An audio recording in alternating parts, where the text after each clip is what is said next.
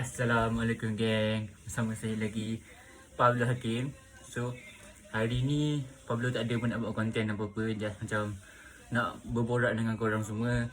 Nak macam okay lah, Pablo nak ceritakan something lah. Pablo ada member. Member tu dia duduk kat Perlis. Sekarang ni dia ada dekat cyber. Dia duduk sini dalam 3 hari lah sebab dia beritahu dia sebab dia beritahu dekat Pablo dia ada macam dia buat something lah dekat sini. So dia terpaksa balik sini. Tapi masalahnya sekarang ni, semalam Pablo memang nak pergi dah, cuma tak dapat nak pergi sebab dia dalam masalah-masalah tertentu. So Pablo ni nak kata rindu, memang rindu sangat lah nak jumpa dia.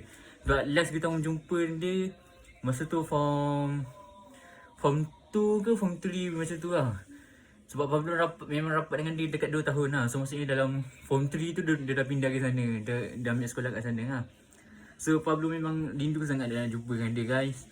So korang tolong doa Pablo dapat jumpa dengan dia. Sebab dia ada kat sini 3 hari je. Hari ni, esok, semalam, hari ni dengan esok. So esok tu dia dah balik sana dah geng. Tolong lah geng. Pablo nak sangat jumpa dengan dia. Kau kalau mana-mana kenal tu contact lah dia ni.